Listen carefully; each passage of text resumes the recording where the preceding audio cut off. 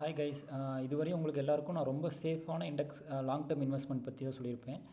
அதுலேயே ரொம்ப ரொம்ப சேஃபான ஒரு இடிஎஃப் பற்றி பார்க்கலாம். நம்ம இதுவரையும் பார்த்தது கூகுள், அமேசான் அந்த மாதிரி ஒரு லாங் டேர்முக்கு சேஃபான கம்பெனி பற்றி பேசியிருப்போம். இப்போ அந்த கம்பெனிஸ் எல்லாமே கம்பைன் பண்ண ஒரு இடிஎஃப், ஒரு உலகத்திலேயே ரொம்ப பாப்புலரான ரொம்ப ஃபேமஸான கம்பெனிஸ், நல்ல மல்டிநேஷ்னல் கம்பெனிஸ் எல்லாமே இருக்க ஒரு இடிஎஃப் பற்றி பார்க்கலாம். அதுதான் வந்து எம்ஏ ஃபேங் அப்படின்னு சொல்லுவாங்க. எம்ஏங்கிறது ஒரு அசெட் கம்பெனி, மீரா அசெட்டுங்கிற ஒரு கம்பெனி. இந்த ஃபேங்க்குங்கிறது தான் மீனிங் என்னதுன்னா, என்ஒய்எஸ்சிங்கிறது அது யூஎஸ் இன்வெஸ்ட்மெண்ட் ஒரு குறியீடு. இந்த ஃபேங்குக்கு என்ன மீனிங்னா, ஃபேஸ்புக் ரொம்ப ஃபேமஸான கம்பெனி, அமேசான், நெட்ஃப்ளிக்ஸ், கூகுள், இதை தவிர இன்னும் நிறையா கம்பெனிஸ் எல்லாமே இருக்குது. அது என்னென்ன கம்பெனி சொல்லி நான் உங்களுக்கு சொல்கிறேன். அதுக்கு முன்னாடி இதோட பர்ஃபார்மன்ஸ் வந்து நம்ம செக் பண்ணிடுவோம். லாஸ்ட் 5 இயரில் பார்த்தீங்கன்னா 226%. நம்ம நிஃப்டி பார்த்திங்கன்னா ஒரு 100% கொடுத்துருக்கோம். இது அதை விட டபுள் சூப்பரானது. ரொம்ப ரொம்ப ரொம்ப சேஃபான நம்ம ஒரு இன்வெஸ்ட்மெண்ட் தானே. நம்ம அந்தமாரி இந்தமாரி ஒரு இடத்துல நம்ம வந்து 500,000% எதிர்பார்க்கக்கூடாது. நிஃப்டியை விட ஒரு டபுள் மடங்கு ரிட்டர்ன் அப்படின்னு நம்ம 100% அப்படியே டபுளாக வந்து 200% ரிட்டர்ன் தர்றது ரொம்ப சேஃப் தானே. நம்ம இந்தமாரி ஒரு இடத்துல வந்து பார்த்து லாங் டேர்முக்கு இன்வெஸ்ட் பண்ணலாம். நானும் இப்போ வந்து இதில் வந்து பல்காக இப்போ இன்வெஸ்ட் பண்ணலான்னு இருக்கேன். ஏன்னா வந்து இப்போ ஃபாரின் யூஎஸ்ஏ வந்து கொஞ்சம் பீக்கில் இருக்குது. இது கொஞ்சம் கூல் டவுன் ஆனோடனே ஒரு 6 மந்த்துக்கு அது கூல் டவுன் ஆக வாய்ப்பு இருக்குது, இல்லை ஒரு ட்ராப் வர வாய்ப்பு இருக்குது. அதனால் நான் வந்து அதனால் நம்ம வந்து வெயிட் பண்ண தேவையில்லை. மந்த்லி ஒரு எஸ்ஐபி மாரி பண்ணிக்கலாம். நான் மந்த்லி 5,000 மாரி ஏதாவது பிளான் பண்ணிகிட்ருக்கேன்.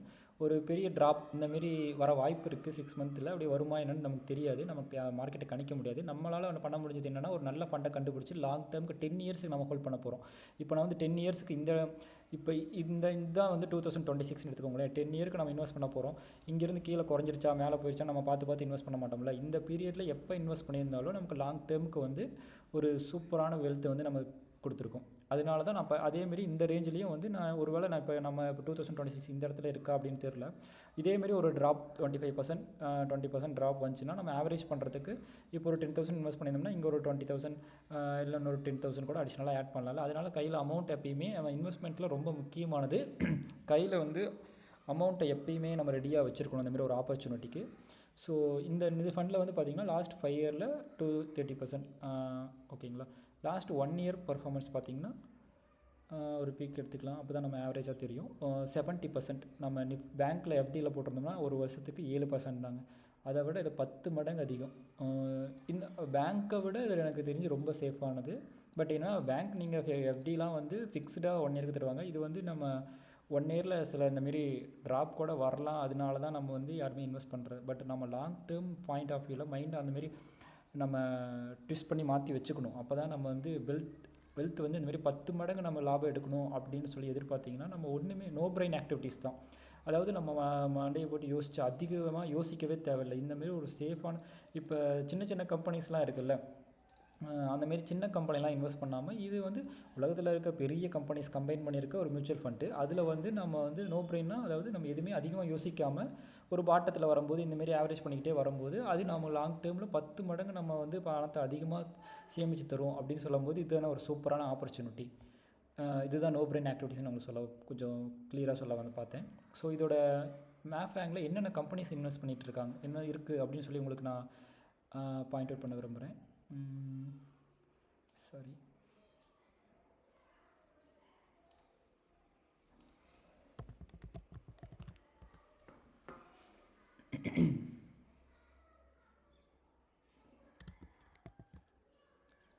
சாரி கைஸ், நான் முன்னாடி எடுத்து வச்சுருந்தேன், க்ளோஸ் பண்ணிட்டேன்.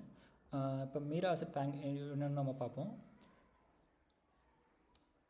ஸோ இது என்ஒய்எஸ்சி ஃபாரின் இன்வெஸ்ட்மெண்ட் பேங்கில் இருக்குது.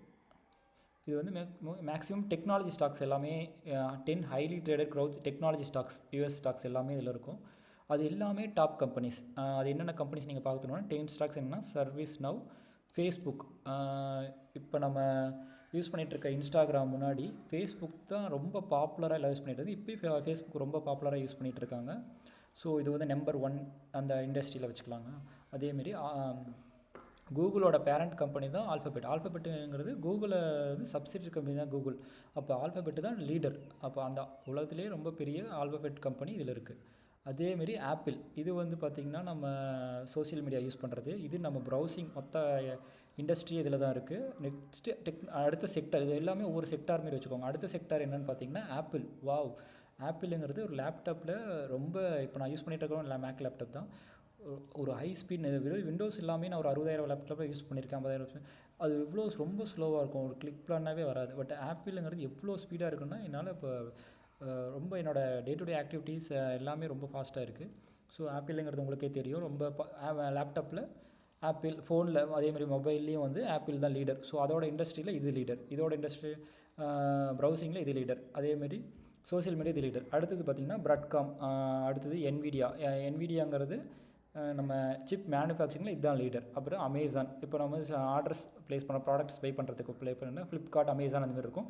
அமேசான் தான் ரொம்ப டாப் லீடர் அதோட இண்டஸ்ட்ரியில். அதேமாரி நெட்ஃப்ளிக்ஸ், இப்போ மூவி பார்க்குறதுக்கு G5, ஹாட்ஸ்டார் அந்த மாதிரி இருக்குது. அதில் இப்போ நான் ரொம்ப மேக்ஸிமம் யூஸ் பண்ணது நெட்ஃப்ளிக்ஸ் தான். அதில் தான் எனக்கு ப்ரியாரிட்டி, எனக்கு தகுந்த மாதிரி ஹாலிவுட் மூவிஸ் அந்த மாதிரி எல்லாமே இருக்கும். ஃபாரின்ல எல்லாம் நிறைய யூஸ் பண்ணிகிட்ருக்காங்க. இது எனக்கு தெரிஞ்சு. ஸோ அந்தமாரி ஒரு மூவிஸ் கேட்டகரி இதுதான் லீடர், ஒவ்வொரு செக்டார்லேயும் லீடர். இப்போ மைக்ரோசாஃப்ட், அடுத்தது க்ரௌட்ஸ்டிக்னு இருக்குது. இந்தமாதிரி ஒவ்வொரு செக்டார்லேயும் லீடராக இருக்க கம்பெனிஸ் எல்லாம் கம்பைன் பண்ணது தான் இது. ஸோ இந்த மேஃபேங்கோட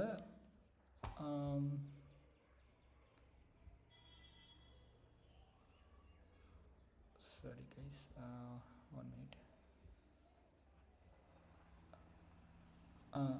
இப்போ இந்த நீங்கள் வந்து tradingview.comனு சொல்லி ஒரு வெப்சைட்டில் போய் நீங்கள் பார்த்தீங்கன்னா, ட்ரேடிங் வியூவில் நம்ம இந்தமாரி சர்ச் பண்ணி இந்த இதுக்கு வந்துடலாம், மீரா அசெட் ஃபேங்க் அப்படின்னு வந்துட்டு, இதில் வந்து இந்த இண்டிகேட்டரை கிளிக் பண்ணிங்கன்னா இதில் வந்து நம்ம சர்ச் பண்ணி ரிலேட்டிவ் ஸ்ட்ரென்த் இண்டெக்ஸ்னு ஒரு ஆப்ஷன் எடுக்க முடியும். இந்த செலக்ட் பண்ணி நீங்கள் ஸ்டார் ஆட் பண்ணிட்டீங்கன்னா அது வந்து கீழே ஒரு கிராஃப் இந்த மாதிரி காட்டும். அதாவது நம்ம வாங்க போகிற இடம் வந்து பீக்கில் இருக்கா டவுனில் இருக்கா அப்படின்னு.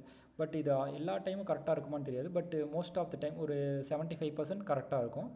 அதுதான் நான் உங்களுக்கு சொல்ல வருது. இப்போ வந்து பார்த்திங்கன்னா இந்த இண்டிகேட்டரில் என்ன சொல்லுதுன்னா, ஒரு பாட்டத்தில் இருக்குது, நமக்கு ஒரு ஆப்பர்ச்சுனிட்டி இருக்குது. ஏன்னா இந்த இடத்துல பார்த்திங்கன்னா ஒரு ரேஞ்ச் பவுண்ட் ஆகிட்டு இருக்குது குறிப்பிட்ட நேரத்துக்கு.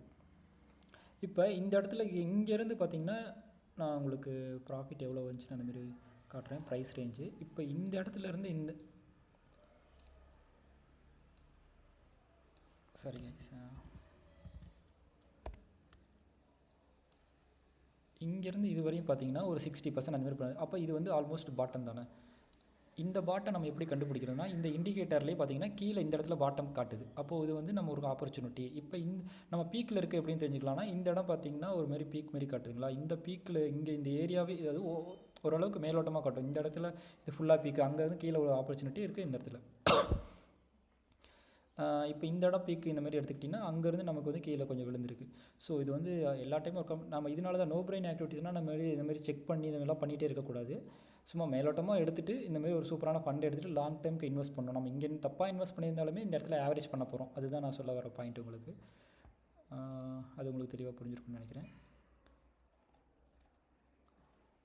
ஓகே இதுதான் நான் மெயினாக உங்களுக்கு எடுத்து வச்சுருந்தேன்.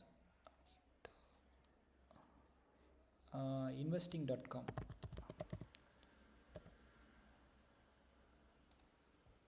investing.comல போயிட்டு நம்ம மேஃபேங் எடுத்துக்கலாம்.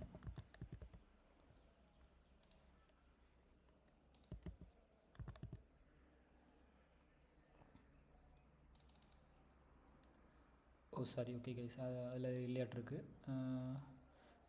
ஸோ நான் இதில் இன்வெஸ்ட் பண்ணியிருக்கீங்களான்னு கேட்டிங்கன்னா, இதுவரையும் நான் இப்போ இன்வெஸ்ட் பண்ணல. நான் வந்து அதான் நம்ம மார்க்கெட்டில் வந்து ஆப்பர்ச்சுனிட்டியை மிஸ் பண்ணுவோம் அப்படின்னு சொல்லுவோம்ல, அந்தமாரி லாஸ்ட் 1 இயரில் வந்து நான் அந்தமாரி பார்த்துட்டு தான் இருந்தேன். பட் மிஸ் பண்ணிட்டேன். ஏன்னா நான் மற்ற இடத்துல கொஞ்சம் இன்வெஸ்ட் பண்ணிட்டு இருந்தனால இதை கொஞ்சம் ஸ்லோவாக இருக்கும் க்ரௌத் அப்படின்னு நினச்சிட்டேன். பட்டு என்னோடய மைண்டுமே கொஞ்சம் தப்பாக இருந்திருக்கு. நான் இப்போ இந்தமாரி நானும் ஒரு ஆப்பர்ச்சுனிட்டி மிஸ் பண்ணனால ஃபீல் பண்ணிகிட்ருக்கேன். ஸோ இந்தமாரி ஃப்யூச்சரில் இந்தமாரி ஒரு பெரிய ஆப்பர்ச்சுனிட்டி ஒரு சேஃபான இடத்துல ரிட்டர்னே இப்போ எனக்கு 1 இயருக்கு இந்தமாரி வரலைனாலும் பரவாயில்லைன்னு ஒரு மென்டாலிட்டியில் தான் நான் பார்க்குறேன். இந்தமாரி ஒரு இடத்துல வரல, பட் இந்தமாரி ஒரு ஆப்பர்ச்சுனிட்டி இந்த 1 இயரில் கீழே இந்தமாரி இந்த 1 இயரில் கீழே ஆப்பர்ச்சுனிட்டி வந்தாலே எனக்கு சூப்பராக தான் எதிர்பார்க்குறேன். ஏன்னா அப்போ தான் நம்ம வந்து ஆவரேஜ் பண்ண முடியும், ஒரு நல்ல இடத்துல நல்ல அமௌண்ட்டை வந்து பல்காக இன்வெஸ்ட் பண்ண முடியும்.